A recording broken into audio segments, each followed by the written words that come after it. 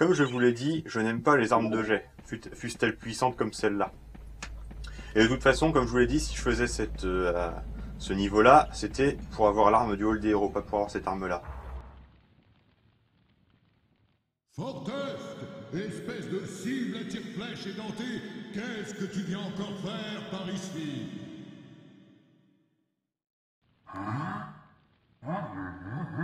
Quoi? Appelle-moi Monsieur Woden le Tout-Puissant. Comme je plains le peuple de Galomer, que leur sort soit à nouveau dans les mains d'un sot comme toi. Pourtant, je suppose que c'est injuste de le leur reprocher. Prends mon épée. N'essaye pas de te suicider en te l'enfonçant dans le pied. Tu sais, j'ai toujours eu des doutes à ton sujet, Fortest. Tu n'es pas fait de l'étoffe des héros.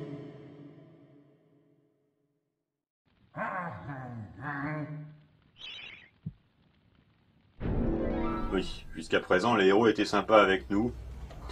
Ça va changer. Cette épée est enchantée, c'est-à-dire qu'on peut acheter un pourcentage d'enchantement qui diminue avec le temps et qui rend l'épée plus puissante tant que l'épée est enchantée. C'est des services à acheter auprès des gargouilles bleues. Il n'y a que quelques ennemis contre lesquels ça vaut vraiment le coup. En tout cas, ça vaut certainement pas le coup contre ceux qu'on va affronter maintenant, quoi qu'en disent les bouquins, vous allez voir.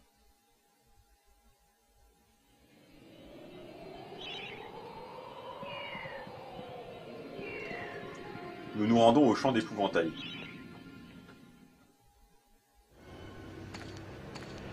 Il faudra quand même que je vous explique.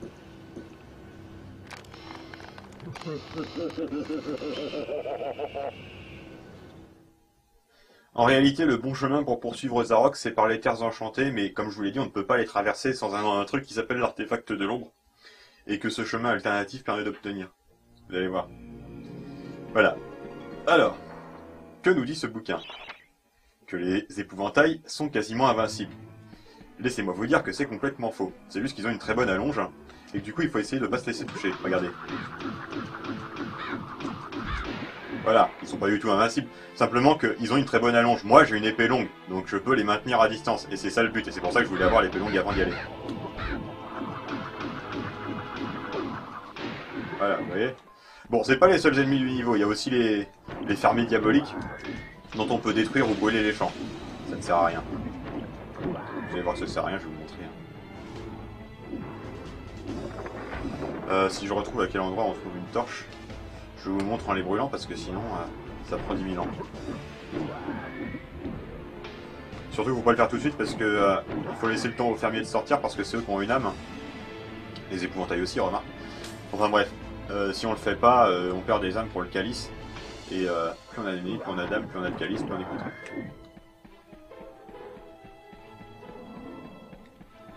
Vous voyez, j'ai perdu beaucoup de traits d'arbalète. Je vais en racheter.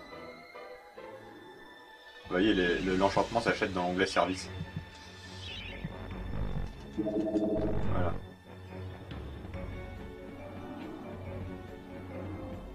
Voilà, j'ai entendu un fermier sortir. Bon. Je vous montre ce qui se passe quand on essaye de... Bon. Ah oui, j'ai dit que le marteau c'était pareil que la massue. Pas complètement. Le marteau ne peut pas s'enflammer. En même temps, vous en seriez douté. Ouais.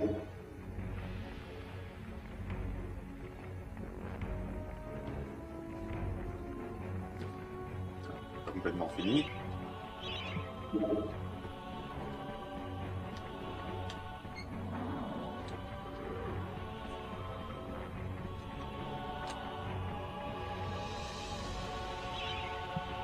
Tada, du pognon.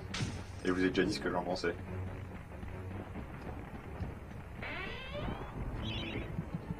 Autrement dit, ça ne sert à rien.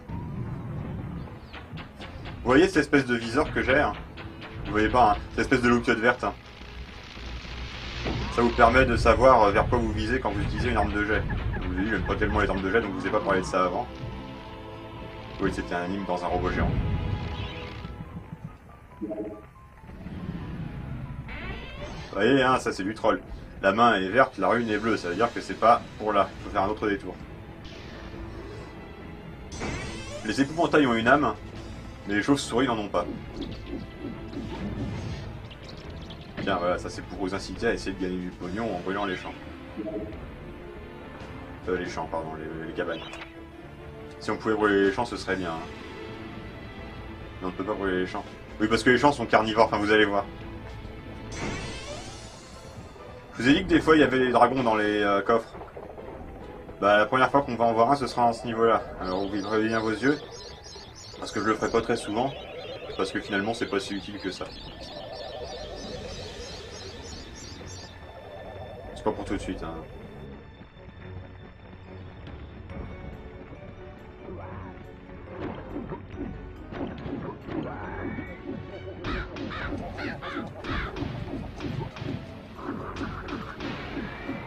Oui, ils sont pas du tout invincibles.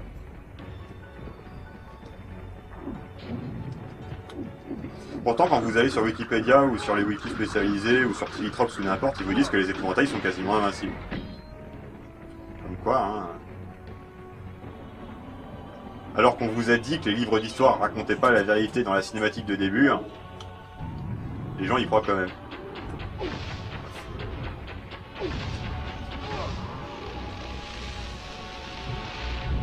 Oui, en fait, ce qu'il faut faire, oui, je ne l'ai pas expliqué, hein, c'est que d'abord il faut détruire la tête et ensuite il faut passer dans le dos pour détruire l'opérateur. Ça marche pas si on veut détruire directement l'opérateur.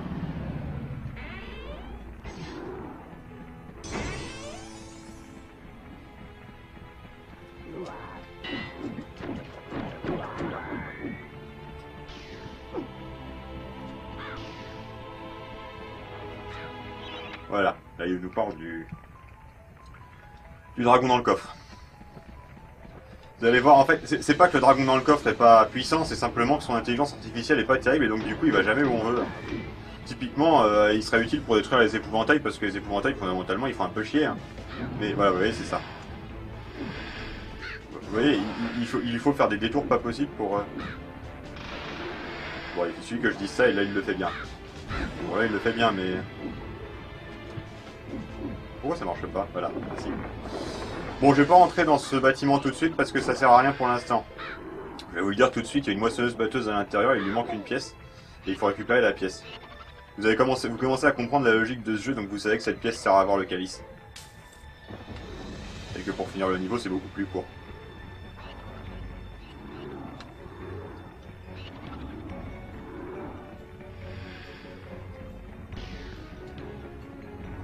Ah oui, le dragon n'est pas éternel non plus, au bout d'un moment, il s'en va.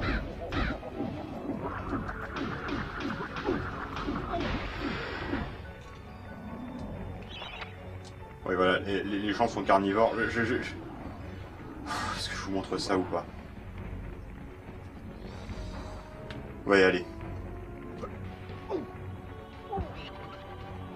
Voilà. Vous allez dans les champs, vous perdez un flacon de vie. Dans le 2, je vous aurais pas montré ça parce que les fontaines de vie ne se régénèrent pas si vous rejouez le niveau. Ouais, je vais pas rejouer le niveau, mais c'est pour le principe.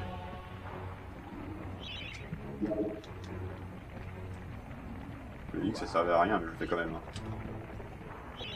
Parce que de toute façon, j'ai quasiment le calice, vous voyez, là-bas, là, je peux aller le chercher. Enfin, je peux aller le chercher. Je pourrais aller le chercher si je savais où il était. Je sais pas encore où il est parce que j'ai pas encore pris la pièce de moissonneuse et que j'ai pas encore détruit les champs. Faut pas rêver, hein, pas tous les champs non plus, mais... Par contre, je résiste pas à l'idée de tuer les épouvantails parce que, par pur esprit de contradiction, les bouquins prétendent qu'ils sont invincibles alors qu'ils le sont pas du tout. Alors, vous voyez, moi j'ai envie de les tuer.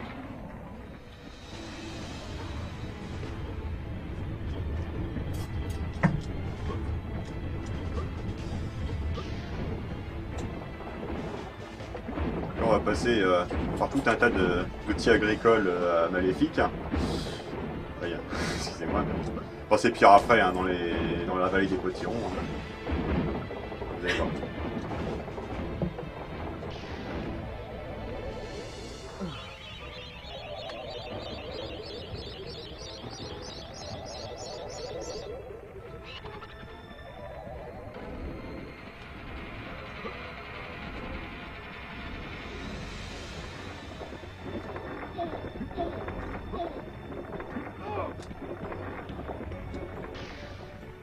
Excusez-moi.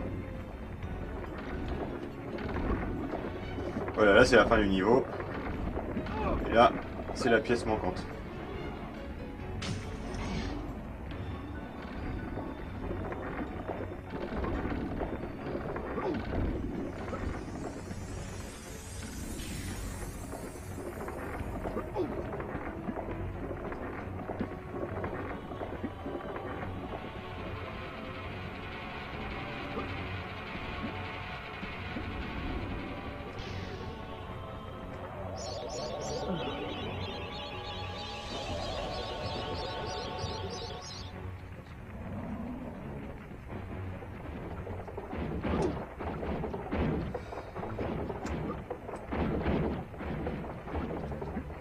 Oui, bon, maintenant le backtracking c'est considéré comme étant une preuve de mauvaise qualité.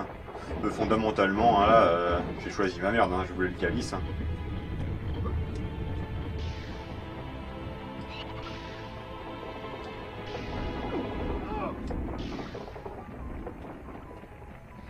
La caméra est parfois un peu capricieuse et peut nous faire tomber dans des trous ou dans des champs carnivores. Enfin, carnivore, c'est beaucoup dire. Hein. En tout cas, ça mange des squelettes. Pardon. Voilà. Une boule de foin cubique qui roule comme ça sur le sol. Enfin, qui glisse comme ça sur le sol.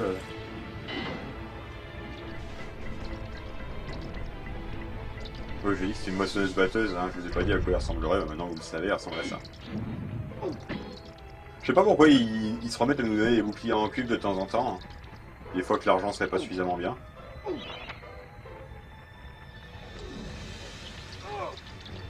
Je disais, il faut mettre la pièce sur la moissonneuse. Vous voyez, on voyait que la pièce du mur allait partir parce qu'elle était déjà prédécoupée. J'ai jamais appris à combiner l'usage des portes à l'usage des moissonneuses. Enfin. Alors non seulement on trouve le calice, mais en plus on trouve un flacon, donc pas une fiole, un flacon, c'est-à-dire une vie supplémentaire rechargeable.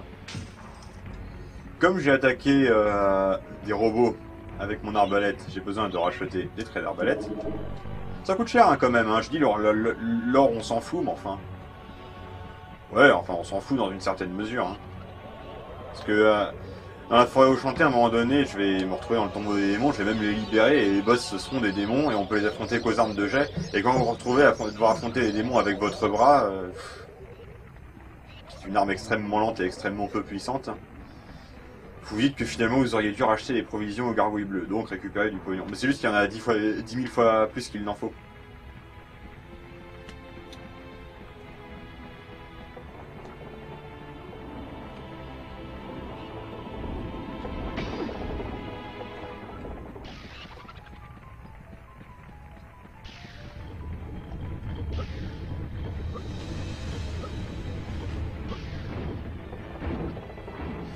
Je profite de cette parenthèse sur les démons pour vous dire que la progression logique de l'intrigue vous paraît peut-être pas si intuitive que ça, mais c'est parce que je fais pas les choses dans l'ordre. Enfin, je fais pas les choses dans l'ordre. En même temps, y a rien qui m'a dit de pas faire le champ d'épouvantail en premier. Hein. Je vous ai simplement dit que si j'essayais de finir la forêt enchantée, hein, je ne pouvais pas, parce que j'étais bloqué à la fin par le fait qu'il y avait un tombeau que je pouvais pas ouvrir. Ça, vous le verrez quand je le ferai effectivement. Mais là, je vais tout de suite... en plus, même pas pour aller prendre le truc pour ouvrir le tombeau des démons, mais pour prendre un truc dont on aura besoin après. Donc ça peut vous paraître pas très logique. Mais croyez-moi, ça l'est parfaitement, en tout cas en termes de gameplay. La vallée des potirons sent le mort dans les parages. C'est l'arrière-cuisine où se prépare le plat favori de Galomère. Entre et tu saisiras l'horreur du fruit pourri. Oui, par pourri, il veut dire cannibale. Hein.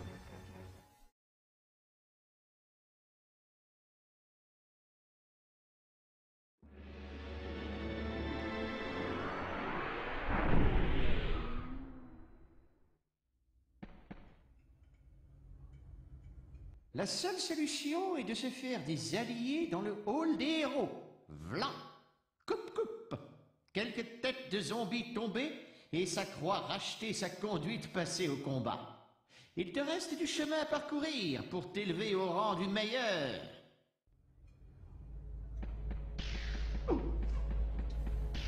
Ah, pitié, non, je t'ai plus.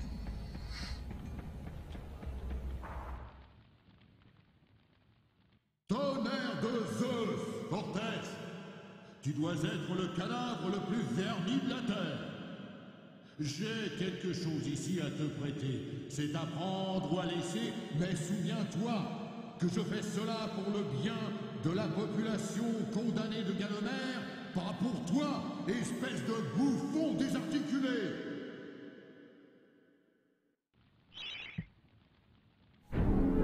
Lui aussi c'est du pognon donc. Il peut bien farfaronner autant qu'il veut. En même temps, contrairement aux personnages, enfin aux figurants de Zelda, on peut reconnaître à ceux-là qu'ils te donnent des trucs pour que tu réussisses ta quête. Ils se contentent pas de te dire que tu dois acheter des trucs comme tout le monde, même si c'est toi qui dois sauver le pays.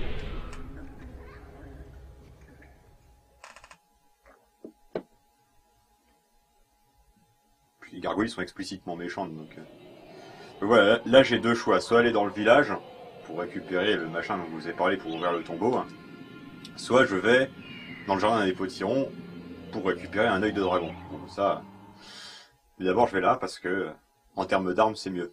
J'ai l'arme qu'il faut pour les potirons, j'ai pas l'arme qu'il faut pour ce qui se passe après le village.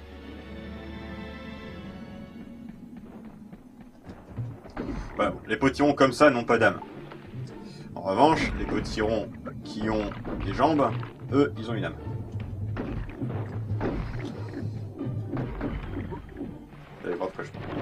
Oui, les lianes non plus, elles ont pas de d'âme. Voilà. Ça, c'est le bruit d'un potiron avec des jambes qui sortent du sol. Très caractéristique, ouais. Ah, ils sont comme ça. Ils se retournent, ils ont aussi une bouche et une langue. Bon là, je leur laisse pas la sortir parce que j'ai une bonne allonge grâce à mon épée longue. Vous voyez, ils sont pas moins invincibles que les épouvantails, hein. C'est même le contraire. Ils sont... Alors dans Medieval 2, c'est encore pire parce que ils sont invincibles quand ils sont dans une certaine position, un peu comme le démon du lac qu'on verra plus tard. Et puis surtout, ils transforment les civils en potirons. Bon. Là, j'ai déblayé le terrain, mais j'ai oublié de faire un truc. Enfin, j'ai fait exprès de l'oublier. J'ai voulu passer d'abord par là pour réveiller les potirons, pour pas avoir à m'embêter après à compter les cadavres. Mais en réalité, si je voulais être parfaitement rigoureux, et je veux être parfaitement rigoureux, j'aurais dû passer par le passage secret.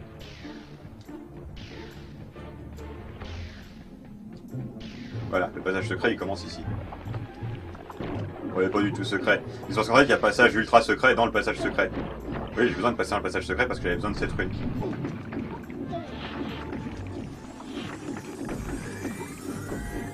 Je vous ai dit que le temps d'invincibilité était relativement long dans ce jeu. Voilà, il me donne une massue parce qu'il y a un mur à casser. Voilà, il est là. C'est le passage ultra secret dans le passage secret. Ça sert à rien d'aller par là, hein. Fondamentalement, on retombe sur nos traces.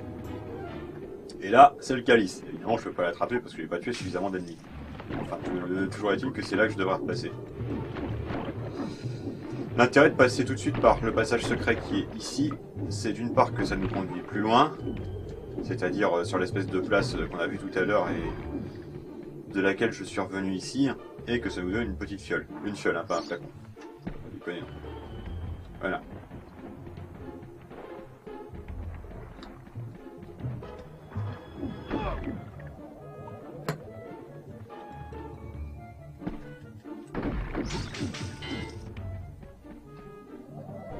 Oui, c'était très utile. Moi, j'ai la rune bleue. Il me faut la rune rouge. Donc, ça veut dire qu'il faut que je fasse un truc supplémentaire.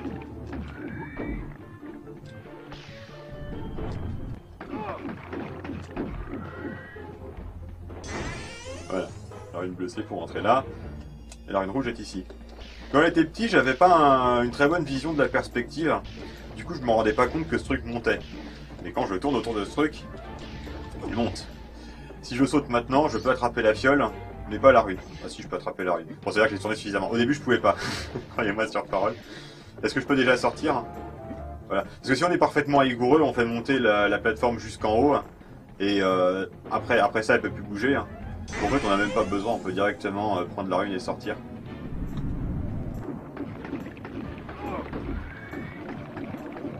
En fait, mon problème quand j'étais petit, c'est que je tournais dans le mauvais sens.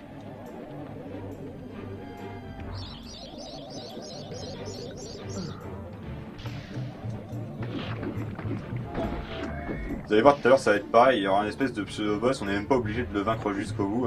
Parce qu'en fait, ce qui se passe, c'est qu'il tient une rune hors de notre portée, et que il faut pouvoir récupérer cette rune. Mais il la met à notre portée sans avoir perdu tous ses points de vie. C'est juste qu'il arrête de bouger seulement quand il a perdu tous ses points de vie. Je fais un deuxième tour pour être sûr de ne pas avoir oublié de potiron avec des jambes.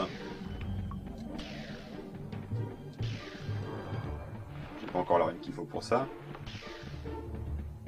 Ça c'est une sortie, pas une entrée. Ah, vous allez voir, ça va être marrant.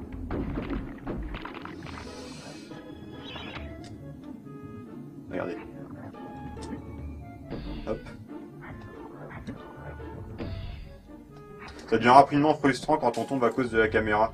Surtout quand on a un CD un peu vieux comme ce que j'avais.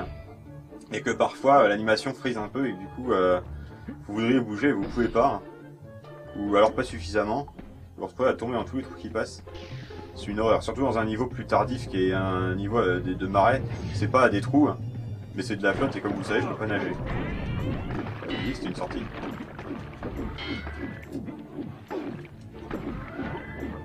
Je sais même pas ce que je fais. La caméra du début de la 3D, c'est quelque chose.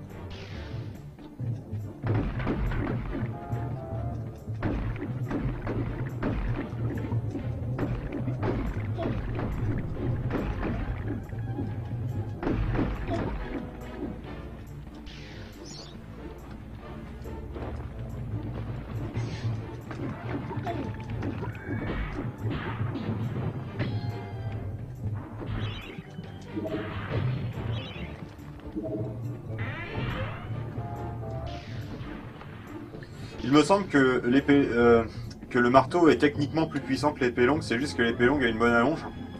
Et que c'est surtout de ça qu'on a besoin pour des ennemis comme les potirons.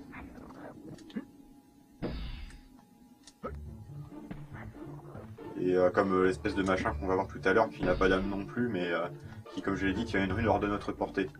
Vous allez voir, ça va être maintenant. Là, typiquement, j'aurais voulu sauter en supercharge, mais je ne l'ai pas fait parce que le bouton apparaît pour... Vous voyez là, je peux l'attraper. Et ben non, je peux pas. Pour pouvoir, il faut que je tape sur ces lianes, et ça fait descendre la plateforme.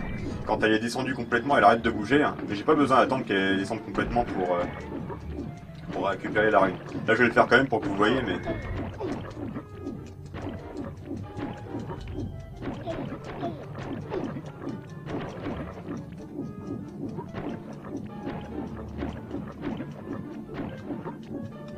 J'en profite pour vous dire que vous avez remarqué que les niveaux sont quand même assez variés. Au début, on craint que ce soit uniquement des trucs de zombies et machin, mais finalement...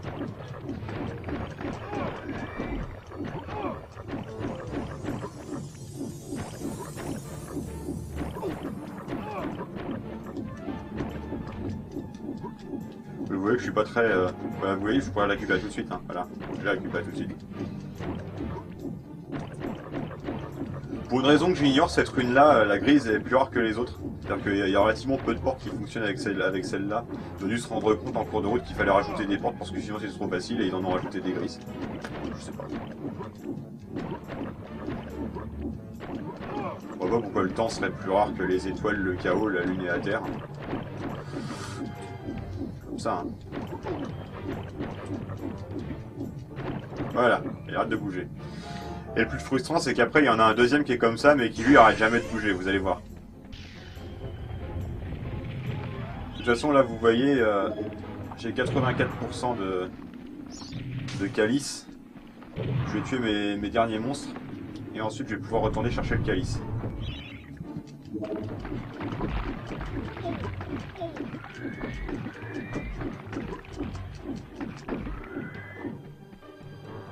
Ouais, là, voilà, il y en a un autre.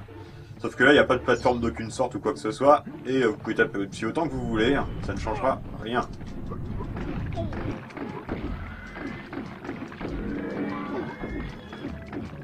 Voilà. J'ai le nombre d'âmes qu'il me faut. Et j'ai du backtracking à faire. La plupart du temps, quand vous faites du backtracking comme ça, vous le faites pas forcément par le même chemin que celui par lequel vous êtes arrivé. Donc finalement, ça fait quand même voir du pays, mais c'est vrai que fondamentalement, c'est peut-être l'aspect un peu saoulant du truc. Ça reste encore très raisonnable. Non, c'est quand il vous reste plus beaucoup de flacons de vie, hein, et vous êtes dans un niveau avec plein de trous partout. Ça vous rajoute du stress supplémentaire. Tant qu'il a dit que les jeux vidéo étaient pour s'amuser. Je sais même pas ce qui vient de se passer, là, il y a un truc de caméra.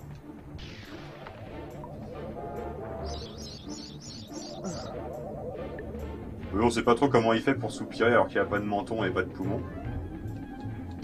Le menton c'est pas rédhibitoire pour ça, remarquez. C'est surtout le coup des poumons. En parlant de ça, je sais pas si vous avez remarqué, mais quand on fait une attaque chargée avec une épée, hein, en fait il tourne autour de sa colonne vertébrale. Voilà, vous voyez? Ça se voit beaucoup plus dans le jeu sur PSP où son armure s'arrête au niveau de son estomac en gros.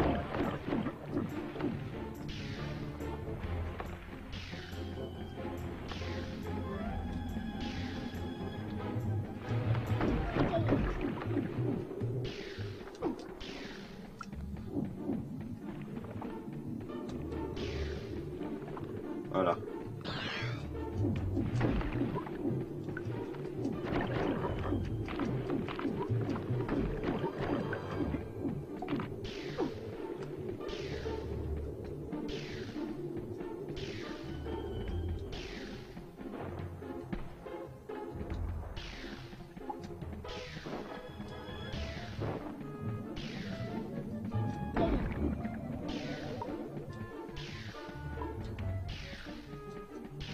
Je vous laisse écouter un peu la musique. Les musiques du remake sur PSP sont des réorchestrations des musiques du jeu de base. Ouais, elles sont plutôt réussies pour ce qu'elles sont. Mais le problème, c'est que c'est toujours la même chose avec les réussites par spontanéité. Quand on essaie de faire la même chose volontairement, forcément, même si c'est objectivement plus réussi, ça paraît moins réussi que quand c'était réussi spontanément. Parce qu'on sent que vous l'avez fait exprès quand vous faites quelque chose exprès.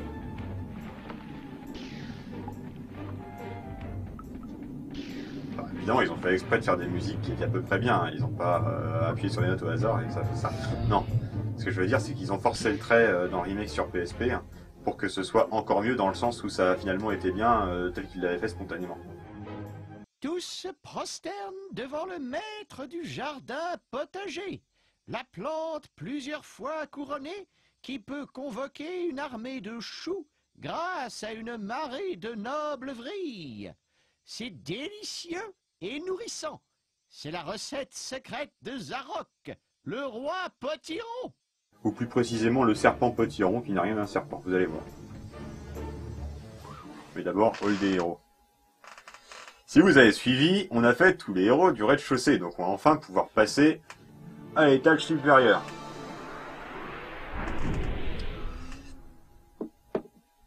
Et on va voir une différence fondamentale avec ce qui se passe sur PSP.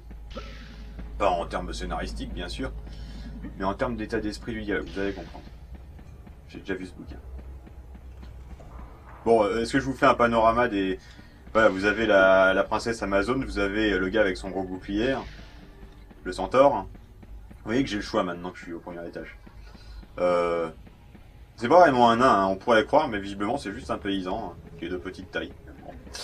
Et un gars qui ressemble au gars avec le bouclier mais qui a une épée. Je vais d'abord voir la reine Amazon, parce qu'elle me donne des lances. Dany, dis-moi, qu'est-ce qu'une reine guerrière peut bien faire pour rencontrer quelqu'un comme toi? Ne sois pas timide, mon canard. Je t'ai vu me jeter un œil. Tu as beau être aussi faible et bête que les autres hommes, je t'aime bien quand même, Daniel. Ah, j'aime les hommes qui ne rétorquent pas. Si tu reviens, je crois bien que je te prendrai pour époux. Maintenant, écoute bien, mon cœur. Ton arc et tes flèches sont bons pour les petits boulots, mais si tu veux vraiment faire un malheur, prends cette lance. Pense à moi quand tu la lanceras. L'humour de Medieval est un humour d'ambiance. Il y a des blagues dans ce style-là, mais vous voyez, elles sont relativement discrètes. Enfin, comment est-ce que je peux argumenter ça en ayant juste celui-là? C'est simplement que sur PSP, ils se sentent obligés de forcer le trait sur les blagues. À la place de pense à moi quand tu la lanceras, l'Amazon dans le jeu PSP dit pense à moi quand tu banderas tes muscles. Je sais pas si vous voyez spontanément en quoi je peux trouver ça moins drôle dans le cadre d'un jeu qui tire son humour de l'ambiance. Mais le fait de faire des blagues qui sont explicitement des blagues dans quelque chose qui gagnerait à faire semblant d'être sérieux en tout premier regard, fait que non seulement ces blagues sont moins drôles dans ce contexte-là, mais le jeu en lui-même est moins drôle si, en plus de l'humour d'ambiance, des blagues y sont faites volontairement. Enfin, ce n'est qu'un point de vue. Hein.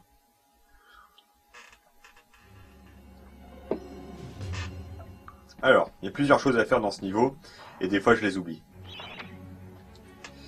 Pour réveiller le serpent potiron, qui n'a rien d'un serpent, mais qui est un gros potiron, je vais prendre du pognon même si ça sert à rien, il faut casser des cosses. Ces cosses brillent, donc on les voit de loin. Et ils vous disent combien il en reste. C'est chouette, hein? Bon, il y a plusieurs choses à faire dans ce niveau, comme je disais. D'abord, il faut aller parler à la sorcière. C'est facultatif. Vous pouvez parfaitement finir le niveau sans parler à la sorcière. Mais si vous faites ça, une fois que vous arriverez aux cavernes de cristal plus tard dans le jeu, vous serez bloqué. Donc il faut parler à la sorcière. Les graphismes sont glorieux, vous allez voir. Bonjour mon bon monsieur, je suis la sorcière Potiron. Je suis une mère pour ces citrouilles. Je leur apporte tous les soins et tout l'amour qu'un jeune fruit n'a jamais réclamé, dès l'instant où des pousses sortent du sol et jusqu'à ce qu'ils soient décapités et mangés. Et regarde, c'est comme ça qu'ils me remercient, en faisant les fous et en semant la zizanie. Ce grand voyou de Potiron a une mauvaise influence sur les plus jeunes semis. Si tu lui apprends à bien se tenir, je pourrais t'offrir un beau cadeau. Vous savez qu'elle a la voix de ma prof de maths de terminale. Enfin, pas vraiment, hein. J'ai pas regardé les doubleurs de ce jeu pour dire c'est ma prof de terminale. Mais elle a un peu la même voix. Vous voyez ce pot là qui est à ma gauche, hein. Je vais me tourner vers lui parce que je suis en train de taper sur des potirons. Voilà, il y a un pot et des tentacules dedans. Dans ce pot, il y a le calice. Mais je peux pas y entrer tant qu'il y a des tentacules. Ça, c'est un truc à faire dans ce niveau. Pareil, voilà. Les cosses. Les potirons. Vous voyez, il y a deux cosses ici, mais c'est celle que je vais casser en dernier. Parce que c'est plus logique comme ça. Enfin, c'est pas plus logique comme ça en termes de... faut mieux casser toutes les cosses qu'on voit quand on les voit. C'est juste que pour pas avoir à faire du chemin après qu'ils se soient réveillés.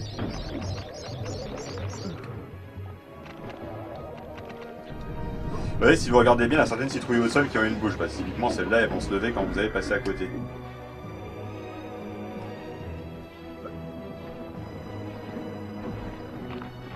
Oui, ça c'est la fin du niveau. Vous pouvez pas encore sortir par là parce qu'il y a des tentacules qui bougent. Mais la seule chose que vous avez à faire pour finir le niveau, fondamentalement, c'est de détruire le potiron parce que comme ça, les tentacules se rétracteront, enfin, pardon, les lianes se rétracteront et vous pourrez sortir du niveau. Si vous n'avez pas été voir la sorcière, vous pouvez parfaitement finir le niveau quand même.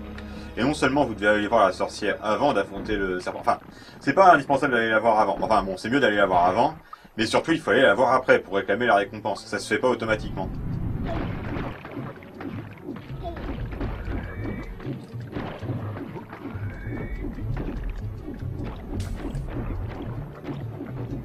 Il y a toutes les deux de...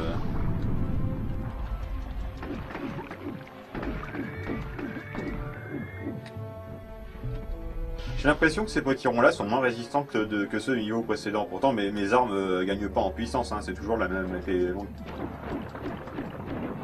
C'est une. Et... voilà, et là il se réveille. Il est impressionnant visuellement, mais il est complètement nul, hein. Il a une très grande barre de vie, mais il perd ses points de vie à vitesse grand V. Surtout si vous faites ça.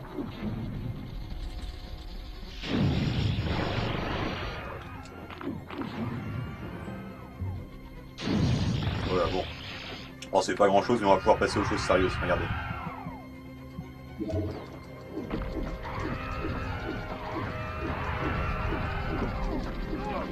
La lancette est effectivement une bonne arme.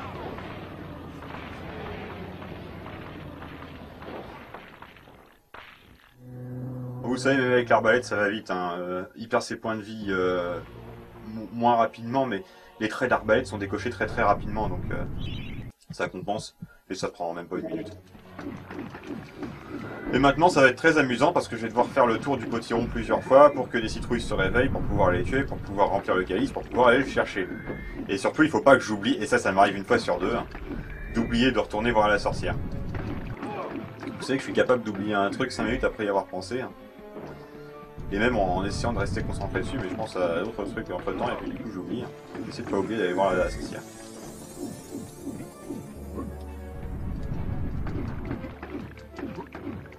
Voilà, je vais aller chercher le calice. Voilà, bon. D'abord, la sorcière. Hein. Voilà.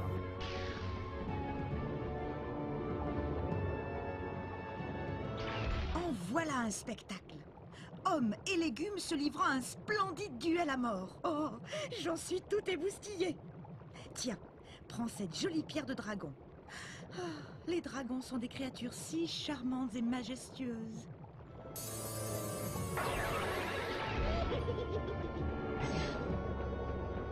Bon, maintenant le calice. Ouais, j'ai dit qu'il était dans le pot, je vous ai pas dit que dans le pot c'était un tunnel. Mais dans le pot c'est un tunnel. Pardon.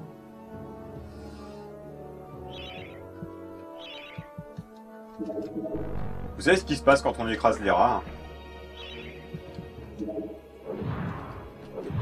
Vous gagnez une pièce d'or par rat. Alors je sais pas si on est censé comprendre qu'on est chasseur de rats officiel et que l'argent est gagné automatiquement, un peu comme dans la fureur de l'étranger, ou si ces rats ont réellement une pièce dans l'estomac. Mais voilà, une pièce par rat. Aucun intérêt. Est-ce qu'il me manque des points de vie? Non. Même pas, vous rendez compte.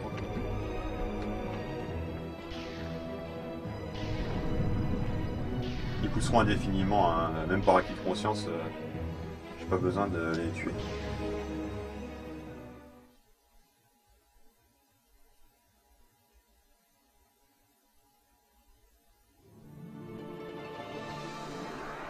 Alors le deuxième héros qui était allumé c'était le centaure. Cette fois-ci je peux pas faire les deux requêtes l'une à la suite de l'autre. Sauf pour le centaure parce qu'il y aura 4 requêtes. Et pas 2. Mais pour les autres je peux pas faire les requêtes l'une à la suite de l'autre. Vous voyez l'Amazon est éteinte.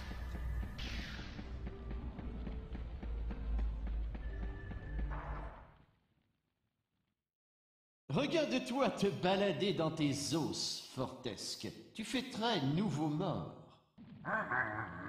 Moi, Ravenhoofs, le dernier prince des centaures, je n'ai pas galopé sur la terre depuis 10 000 ans.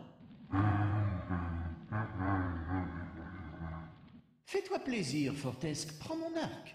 Plus puissant qu'une arbalète, tu as les flèches enflammées en option. C'est l'arme parfaite des aristocrates.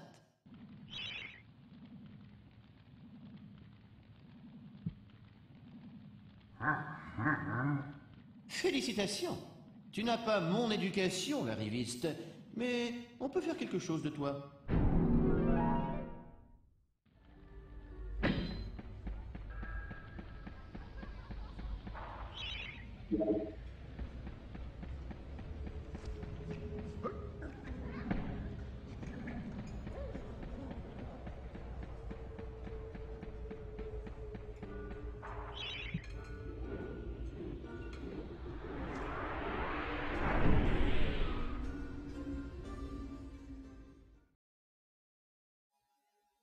Bon, ceci étant dit, on va passer au village. Celui qu'on voyait dans la cinématique de début. Donc avec la... Enfin, vous vous souviendrez.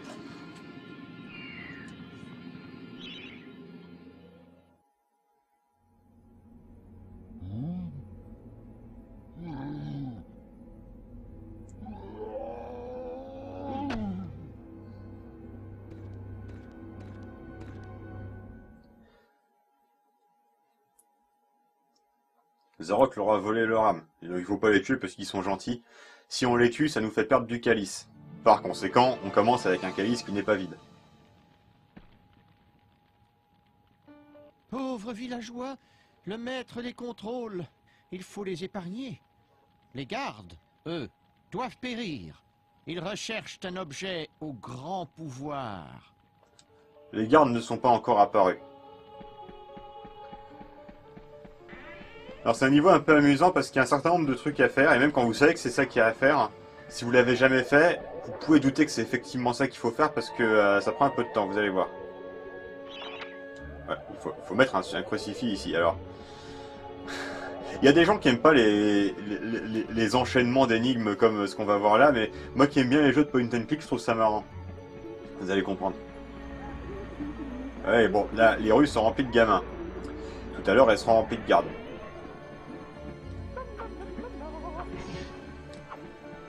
Je rentre au Viren, c'est normal, hein. C'est marrant parce que là, je fais pas du tout les choses dans l'ordre dans lequel je les fais d'habitude. Mais en fait, on peut les faire un peu dans l'ordre qu'on veut. Alors là, ce que j'ai fait, vous avez pas vu, c'est que j'ai fermé la vanne d'eau hein, pour faire tomber cette rune de la fontaine. Je suis passé devant la fontaine, mais j'ai pas tourné la caméra vers la rune, donc vous avez peut-être pas vu que je suis passé devant cette rune.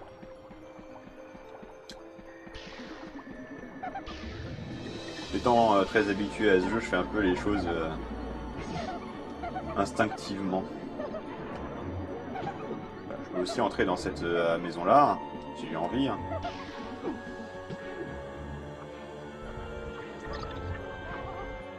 J'ai trouvé la rune correspondante à ça. Voilà, bon. J'ai posé un tonneau sur l'interrupteur pour ouvrir la trappe et la rune dans la main pour ouvrir la porte. Bon, on peut casser ces trucs-là, hein, je me doute que vous allez vous demander, mais fondamentalement ça sert à rien à part avoir du pognon de temps en temps. Et vous savez ce que je pense du pognon. Vous voyez comme le jeu nous incite à faire ça. Alors. L'ennui c'est que pour activer les interrupteurs on est obligé de taper dessus. Pour casser les tonneaux on est obligé de taper dessus. Pour épargner les villageois, on est obligé de ne pas leur taper dessus. Alors quand ils se mettent entre nous, notre arme et les tonneaux, ça devient un petit peu frustrant. Ouais, il faut essayer de les éloigner. Ah, ouais. Et voilà. Raté.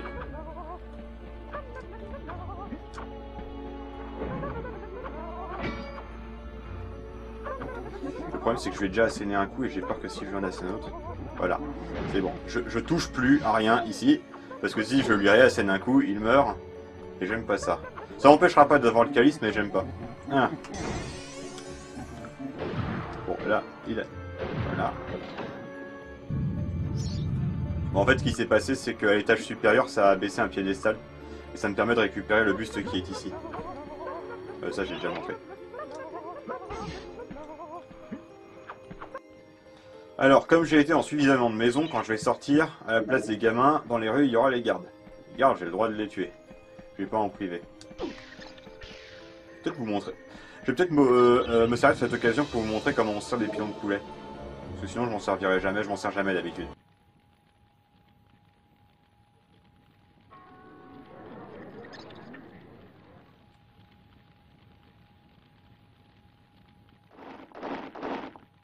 Hâtez-vous, camarades! Démolissez ces lieux! Si on ne trouve pas l'artefact de l'ombre, Lord Zarok va nous consigner dans l'antichambre des démons pendant le prochain millénaire. Le fameux artefact de l'ombre, c'est l'espèce de gant dont je vous parlais tout à l'heure qui sert à ouvrir le tombeau des démons. Alors. Hop là. Et ça nous redonne de la vie. Bon, c'est très amusant et c'est très puissant, mais je vous ai dit que je n'avais pas les armes de jet, donc je ne vais pas l'utiliser.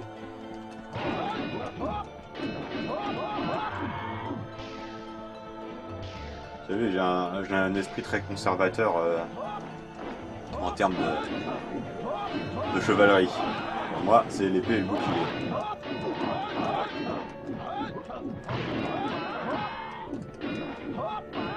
Voilà, en fait, ce que je fais d'habitude, c'est que je passe d'abord dans la bibliothèque. Je crois. Je sais même plus ce que je fais d'habitude. Voilà. Bon. Vous allez comprendre ce qu'il faut faire avec tout ça. Et vous l'auriez compris si j'avais été dans l'ordre, dans les bâtiments. Tous ces bouquins racontent les histoires des héros, du hall des héros.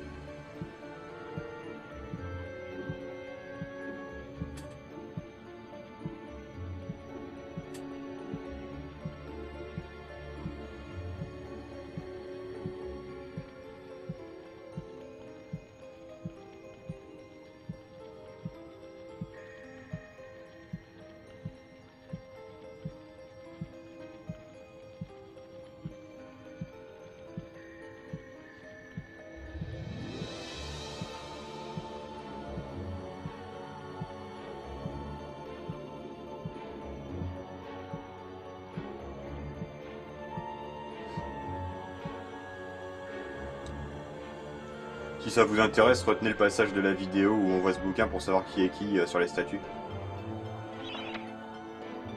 Ah, excusez-moi, je vais lire. On va faire ça dans l'ordre.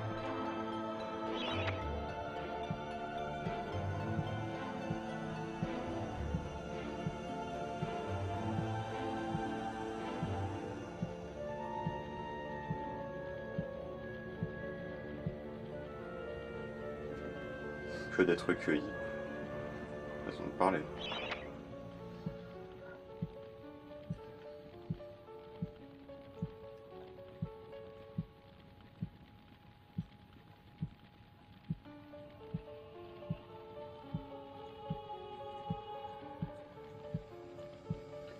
C'est pour ça que je vous disais que je savais pas trop pourquoi Zarok voulait toujours conquérir ce royaume, parce que tout est désert à part ce village.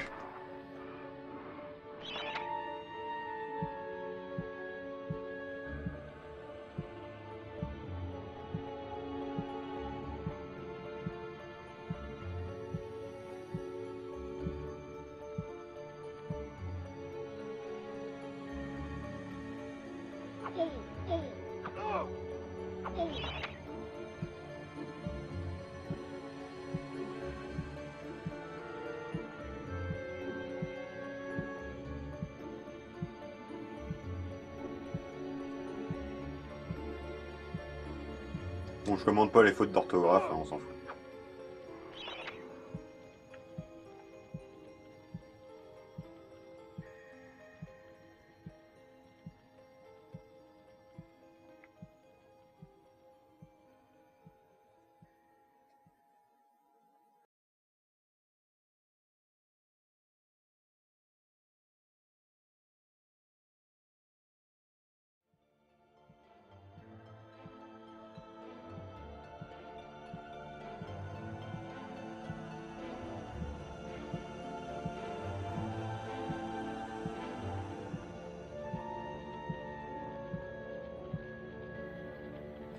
Bon, ça nous explique pourquoi Zarok fait maintenant appel à des zombies alors qu'avant il avait des démons.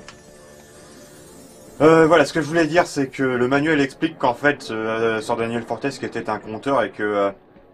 alors, on sait pas trop comment il s'y est pris, mais le roi a fini par se mettre en tête que ce que racontait Sir Daniel Fortesque était non pas des contes, mais ses aventures personnelles.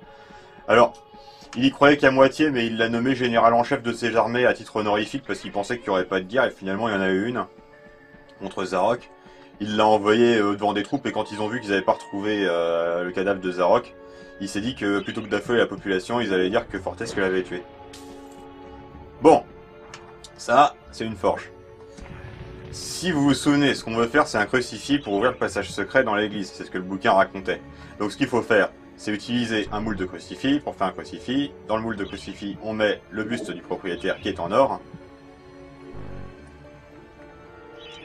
Et ensuite, on appuie. Et il faut avoir la foi et être vraiment convaincu que c'est ça, parce que ça met vraiment du temps à se faire. J'ai jamais su si, comme le prétend le bouquin que je vais vous montrer tout à l'heure, c'est vraiment une question de rythme, ou si c'est vraiment une question de temps. J'ai jamais mesuré le nombre de fois qu'il fallait appuyer pour faire ça. Mais j'avais l'impression que ça prenait vachement plus de temps quand j'étais petit. Alors c'est peut-être parce que je me décourageais rapidement et que du coup j'allais faire autre chose. Et là c'était pas si long que ça, mais quand vous êtes pas sûr que c'est ça, au bout de 5 fois vous arrêtez. Hein.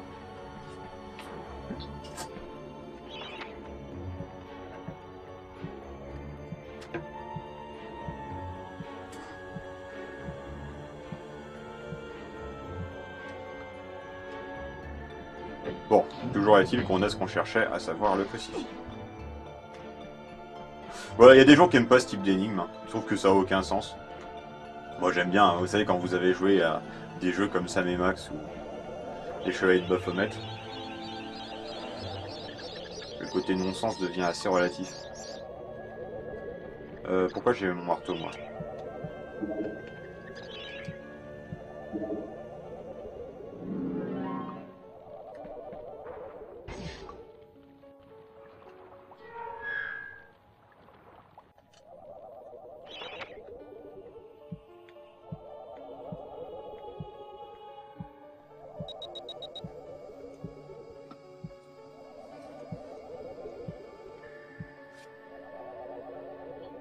Bien à vous, craignant pour ma vie.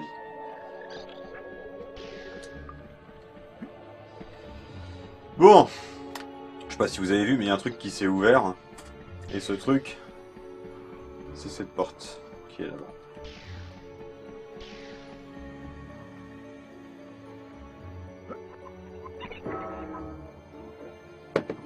Mais excusez, je prends une gorgée de café.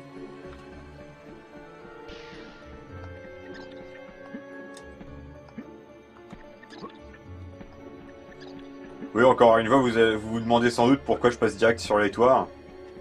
Vous allez vous dire que j'ai la logique infogramme où il faut aller d'abord sur les arbres pour poursuivre les gens qui se sont enfuis juste devant soi. Mais non, c'est parce que je sais qu'il faut aller là, parce que je connais bien ce jeu. Je m'en serais rendu compte si j'avais fait le tour et constaté que j'arrivais pas à entrer dans la maison autrement.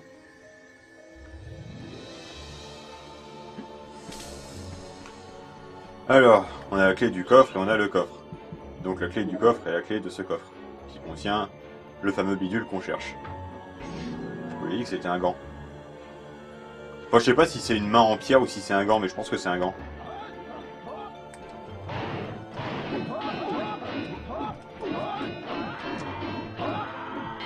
Alors, un truc rageant. Le calice est ici. Les 5% restants pour le remplir se trouvent pile à la sortie du niveau. C'est-à-dire que vous serez obligé de faire du backtracking, quoi que vous fassiez. Et il y a des niveaux où c'est pas indispensable si on s'y prend correctement.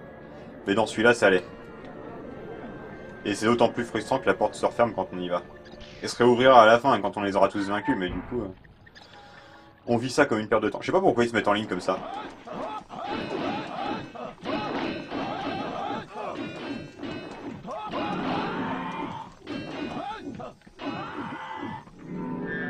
Je sais pas pourquoi ils mettent 10 000 ans avant de te tirer dessus à partir du moment où ils t'ont mis en joue. Leurs coups font mal, mais ils mettent un moment avant de les décocher. Vous voyez, j'ai encore fait ce bruit là. Attendez, je vais essayer de le refaire volontairement pour que vous ayez le temps. Vous voyez, c'est amusant, hein. Oh, du pognon, j'en avais tellement besoin.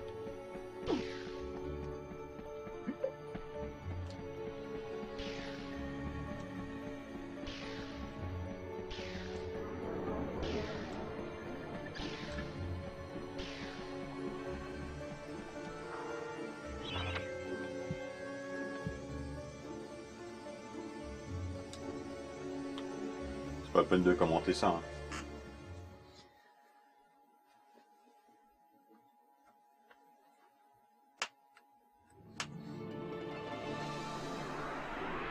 Bon là il faut que je vois le petit gars là qui s'appelle Bodmonat. Le va-et-vient d'un yo-yo magique. Peut-être le maître va-t-il corser les choses pour t'empêcher de trouver les coquetiers magiques? D'accord. Bon. En général ici je préfère avoir la hache. Hein, pour une raison con. Que je vous dirai tout à l'heure. Parce que au départ je pensais que la hache était indispensable. Pour l'énigme du clown. En fait, il l'est pas, c'est juste qu'il faut faire ça à peu près sérieusement et puis... Mais moi je le faisais pas sérieusement, c'est comme leur retour au cimetière quand on n'est pas obligé de faire le pont. Eh, monsieur Fortiche, faut que je te parle. Si ce Zarok était si mauvais, pourquoi tu reviens à la charge? Pourquoi toi en particulier, hein, Fortiche? Ça devrait être moi. Blood Monad le couperait de crâne. Quand j'étais vivant, j'avais toujours un tas de morts éparpillés autour de moi. Toi, t'as passé le plus clair de ton temps à organiser le changement de la garde et à jouer au croquet avec le roi. Tu vois, je te prête quand même ma hache. Elle ne demande qu'à être balancée, jetée. Elle a aussi soif de tuerie comme moi. Abreuve-toi de sang de démon, ma fière beauté. L'avantage de la hache, c'est que c'est à la fois une arme de jet et une arme de mêlée. Mais en tant qu'arme de mêlée, elle n'est pas si terrible que ça. Alors, vous avez noté que j'ai l'artefact de l'ombre, c'est-à-dire l'espèce de gant qui ouvre le tombeau des démons. Donc je pourrais retourner dans la forêt pour ouvrir le tombeau des démons. Mais je serais bloqué 2 niveaux plus loin. Enfin non, je serais bloqué 3 niveaux plus loin. Et je serais incapable de faire un truc facultatif 2 niveaux plus loin. Donc, je vais persévérer dans la direction de l'asile, qui est derrière le village. Pour avoir les yeux de dragon, vous verrez à quoi ça sert après. Effectivement, ça peut paraître plus logique de faire ça dans l'ordre intuitif, à savoir retourner à la forêt. Enfin, qu'est-ce qu'on appelle intuitif? Aller dans le niveau qui vient de s'ouvrir à nous, retourner à la forêt sous prétexte qu'on a le bon objet.